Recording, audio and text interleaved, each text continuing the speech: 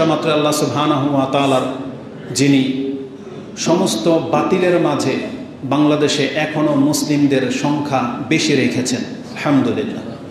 তবে বলেছিলাম যে আমাদের অবস্থাটা তুলে ধরি। আজকে নেট খুললে আমরা নেটে যেতে পারি না, কষ্ট হয়।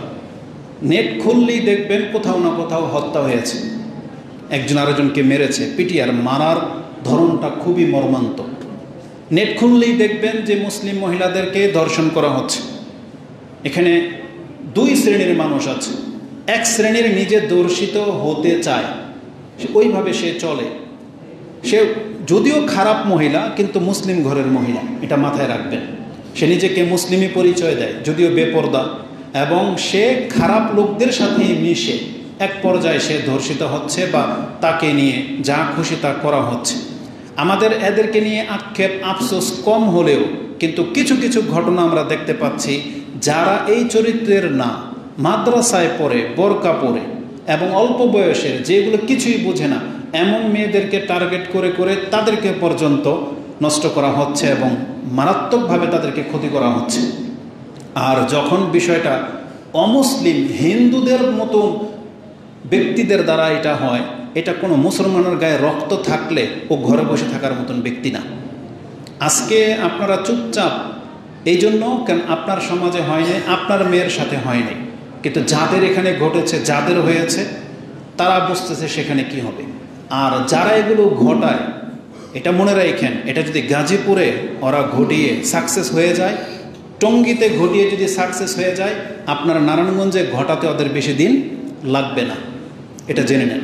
কিন্তু নিয়ম হচ্ছে, যখন একটা ঘটনা ঘটে গেছে, এটার যদি উচিত জবাব আজকে মুসলিমরা দিতে পারত, তাহলে কালকের পর থেকে আপনার মেয়েগুলো সেফ হয়ে যেত।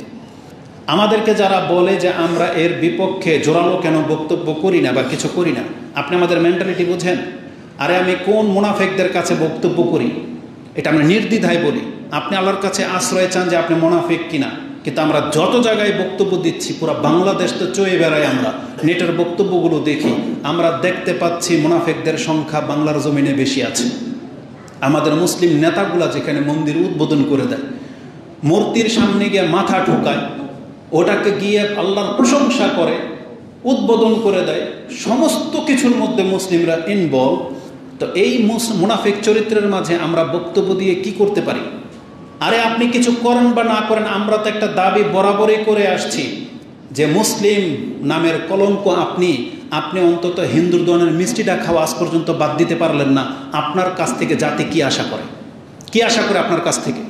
যে আপনি এখন পর্যন্ত হিন্দুদের দোকান থেকে মিষ্টি খাওয়া ছাড়তে পারেন নাই, তাহলে আপনার মহিলাদেরকে যদি ওরা নিয়ে যায়, আপনি কিছু করার ক্ষমতা রাখেন না। আপনার মধ্যে সেই গাইরতই নাই, ঘৃণা বোধটা নাই। একটা যে ঘৃণা থাকতে হয় না, ঘৃণাটা আপনার নাই। কিন্তু আমরা বলতে গেলে আজকে ইসকনের মতন এত বড় ক্ষমতা ওদের হয়ে গেছে যে আমাদেরকে পোস্টার দেখিয়ে হুমকি দেবে, টার্গেট করে, এত বড় ক্ষমতা ওদের। অথচ ওরা কয়জন আর বাংলাদেশে আমরা কয়জন? আমরা আজকে কিছু বলতে পারি না, কেন আমাদের মাথার উপরে আল্লাহ ছাড়া, আল্লাহ তো সবার সাথে আছে, কিন্তু আমাদের উপরে কোনো নেতৃস্থানীয় কোনো ব্যক্তি বা এমন কোনো পাওয়ারফুল লিডার বা এমন কোনো ধর্মের অনুসারী নাই যাদেরকে নিয়ে আমরা মাঠে নামতে পারি। আর ইসকন কি বলেছে? আমরা তো মনে করি বাংলার জমিনে আমার সাথে যদি 10টা 100টা পোলাপান এক হয়ে যায় যে আল্লাহর জন্য বাস বোনালে মরবো, একটা ইসকন তো বাংলাদেশে থাকার কথা না, থাকতে পারতো না। আরে আমরা তো দাবি করি এটা যদি বাংলাদেশের মানুষ ইসলাম বুঝতো, ইসকন কেন একটা হিন্দু পর্যন্ত বাংলাদেশে চিন্তা ভাবনা করে থাকার প্ল্যান করতো।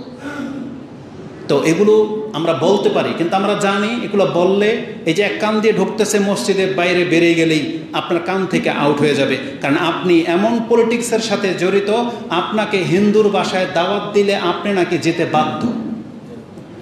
আপনার বন্ধু নাকি হিন্দু, আপনার মেয়ে হিন্দু ফ্রেন্ডস। আমার লাইফে আমি দেখেছি, আমাদের যুগে প্রাইমারি স্কুলে যখন পড়ি, আমাদেরই পরিচিত রক্তের এক আত্মীয় হিন্দু ছেলের সাথে প্রেম করে। এখন এই মহিলাকে নিয়ে যদি দর্শন করে হিন্দু, এখন আমরা মুসলিমরা যদি মায়া কান্না কাঁদি, কাদের জন্য কাঁদব? হ্যাঁ, মুসলিম শব্দটার কারণে কাঁদি, চোখে পানি আসবে, কষ্ট হবে, কিছু করার নাই। কিন্তু আমাদের এই মুসলিম মহিলাগুলোর চরিত্র তো হিন্দুদের মতোই হয়ে যাচ্ছে। আরে যাদেরকে আল্লাহ নাপাক বলেছে, ইন্নামাল মুশরিকুনা নাজাস, আমরা একটা বেনামাজির কাছে মেয়ে দেওয়াটাকে পছন্দ করি না, আর আমাদের মেয়েগুলা হিন্দুদের মতন ব্যক্তিদের ছেলেদের খপ্পরে পড়ে যাচ্ছে, আর আপনি খবর রাখেন না।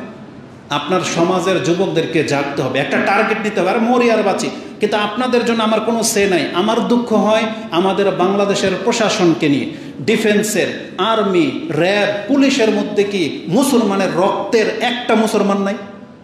ওরা কি পারেন এর প্রতিশোধ নিতে? মুসলিম বোন কি শুধু আমার মসজিদের মেম্বারের হুজুরদের, নাকি প্রশাসনের লোকদের? ওরা কি করে তাহলে? এটা তো ওদের কাজ। আজকে আমরা যদি অস্ত্র হাতে নেই, আমাদের মানহাজের বড় শেখেরাই আমাদেরকে খারিজি ট্যাগ লাগিয়ে দিবে, বলবে এরা খারিজি হয়ে গেছে, এরা একটা বিবৃতি দিচ্ছে না বড় কোনো শেখ। আর আমরা যদি এখন এদের মতো যদি আমরা আলাদা একটা মানে শক্তিশালী টিম কায়েম করতে চাই, আমাদেরকে বলা হবে এটা খারিজি পন্থা। তাহলে আমরা সেই শক্তি রাখি না, বা সেই পথ আমরা বেছে নেব না, কারণ আমাদের বড়রাদের ফতুয়া মোতাবেক আমরা চলি। তারা আমাদেরকে অস্ত্র হাতে নিতে বলে না। কিন্তু বাংলার জমিনকে আপনি ঠেকায় রাখতে পারবেন যদি আপনি সুষ্ঠু বিচার না করেন। জঙ্গি তো এই কারণেই জন্মায়, কারণ ওই জঙ্গিদের মধ্যে একটা জজবা থাকে। যদি ওদের গাইডলাইন যদি সঠিকভাবে না পায়, এমন এক বাতিল অনুসারীর জন্ম নেবে যে আপনার হকপন্থীদেরকে পর্যন্ত ছাড়বে না। হিন্দু তো দূরের কথা, হকপন্থীদের পর্যন্ত ছাড়বে না।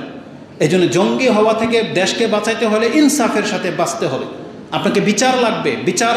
অথচ হিন্দুদের যেভাবে ক্রাইম হলে দ্রুত বিচার হয়ে যায়, বাংলার জমিনে মুসলিম এত মুসলিম, আমার আশ্চর্য লাগে যে পুলিশ মুসলিমের গায়ে কি মানে ওই যে কে যেন বলেছিল যে আমলিক না মুসলিম। সুবহানাল্লাহ, এই ভাষাটা কি মনে করেছেন আপনি? আপনাকে যদি টিটকারি স্বরূপে কথা বলা হয়, আপনি কি আমলিক না মুসলিম, এটা কোনো ভাষা? আপনাকে কি প্রমাণ করতে বলা হইলো বলেন তো দেখি?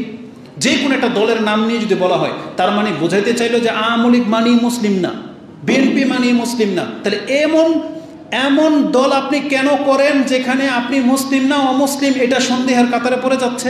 এমন ভাষা আপনি কেন ব্যবহার করেন? এটা মোটেও কাম্য নয়। মরতেন না আপনারা? মরবেন না? আল্লাহর কাছে কি জবাব দেবেন? বাংলার জমনে পুতুল পূজা, যেটাকে আল্লাহ সুবহানাহু ওয়া তাআলা শয়তানের পূজা বলেছে, আর আপনি গণতান্ত্রিক সিস্টেমের কারণে আপনার নেতাদের পা চাটবেন বিদায় আপনি মন্দিরে গিয়ে মন্দিরের পা চাটেন। আর আমরা মেম্বার থেকে কি করতে পারি? কিছুই করতে পারি না। আমরা জানি রাস্তাঘাটে আমাদের যাতে যা খুশি তা হয়ে যেতে পারে, কেউ আমাদের আগে পিছিয়ে হাঁটবে না। আরে বাতিলপন্থী এখানে একটা ইসলামিক নগরী করতে চেয়েছি, তাতে 2 দালাল আমার 12 লাখ টাকা নিয়ে আটকে দিয়ে বসে আছে। আজ পর্যন্ত একটা লোক পেলাম না যে আমার সাথে গিয়ে জিজ্ঞেস করবে যে টাকা রিটার্ন কেন করিস না। আর আরো দুঃখজনক ব্যাপার, আমাদের দিনী ভাই ইনভলভ, আমাদের দিনী ভাই, আজকে নামটা আমি নিলাম না, এই মসজিদে আসে খুতবা শুনতে, সে রিফার হয়ে 5 লাখ টাকা নিয়ে দিছে দালালকে। এখন নেওয়া দেওয়ার পরে বলতেছে এই যে নেশাখোর, আমি কি জানতাম? ওর বন্ধু বিলে জানে না এটা নেশা। টাকা নিয়ে কিভাবে বাতিলভাবে খাবে। তাহলে আজকে ছোটোখাটো বিষয়ে যদি কাউকে না পাই, আজকে বড় ধরনের ষড়যন্ত্র যখন চলতেছে মুসলিমদের সাথে, তাহলে আমরা কি করতে পারি? এই জন্য আমি মনে করি আমার বক্তব্য যারা শোনেন, আমার সাথে কি হবে এটা আল্লাহ দেখে নেবে। আপনাদেরকে বলতেছি, কান্দা ঢুকান, এটা ওয়াদা করে এখান থেকে ফিরেন। আজকের পর থেকে কোনো হিন্দুর দোকানের সীমানা পর্যন্ত যাবেন না। এটা আপনাদের নৈতিক দায়িত্ব, এটা আমি বললাম। যদি এটা না করেন তাহলে আপনার মুনাফিকের বাচ্চা। প্রত্যেকটা মুসলিমকে অঙ্গীকার নিতে হবে, খেলাম না আমি মিষ্টি, হোক সেটা মুসলিমের দোকান আর হিন্দুর দোকানের, না খেলে আমার কি হবে? আপনি তো আল্লাহর কাছে এটা বলতে পারবেন যে ইসলামের জন্য আমি এতটা করেছি। কেন করবেন না আপনারা এটা? যেখানে দেখবেন এদেরকে ঠেকান, না হলে এটা আপনার ইসলামের সাথে আপনার সন্তানদেরকে পর্যন্ত ধ্বংস করে দিচ্ছে। মুসলিমদেরকে দিনদারিত্বের সাথে এগুতে বলা হয়েছে। এই জন্য আমরা এই ধরনের বক্তব্যগুলো কেন দিতে পারি না? এটা বড়দের কাজ। ওই যে বললাম, আমরা বক্তব্য দিলে আমাদেরকে খারিজের ট্যাগ লাগিয়ে দিবে, আর আমরা ডাকলে অনুসারী পাবো না, তো খামাখা বদনামের ভাগে হয়ে কিলাম। এই জন্য আমরা ওই জিকির করো, নফল নামাজ পড়ো, এগুলোর পথ বেছে নিয়েছি। আর আজকে যদি আমরা বক্তব্য দিয়ে টিকে থাকতে পারতাম, তাহলে আমরা দেখাই দিতাম বাঙালি জাতিকে ইসলাম কীভাবে কায়েম করতে হয়। কিন্তু আমাদের অনুসারী তো আপনারা হবেন না। আপনারা মুখে বলেন শুধু মুসলিম ইসলামিক রাষ্ট্র কায়েম করতে চাই, কিন্তু সেই রিস্ক, যে পদক্ষেপটা নেওয়া দরকার, যেটা সাহাবায়ে কেরামরা নিয়েছিল, এই রক্ত এখন পর্যন্ত বাংলার জমিনে জন্মায়নি। তবে আমরা আল্লাহর কাছে ক্ষমা চাচ্ছি, আল্লাহ তুমি আমাদেরকে এবং আমাদের যুবকদেরকে মাফ করে দাও, এবং আমাদেরকে তুমি হিতাহিত জ্ঞান দান করো। সত্যিই যদি বাংলার জমিনে কোনোদিন ইসলাম প্রতিষ্ঠা করার মতন কোনো ব্যাপার থাকে, আল্লাহ তাহলে আমাদেরকে তাতে অংশ নেওয়ার তৌফিক দান করো। আমিন ইয়া রাব্বাল আলামিন। সুবহানাকাল্লাহুম্মা রাব্বানা ওয়া বিহামদিকা আশহাদু আল্লা ইলাহা ইল্লা আনতা আস্তাগফিরুকা ওয়া আতুবু ইলাইক। আসসালামু আলাইকুম ওয়া রাহমাতুল্লাহি ওয়া বারাকাতুহু।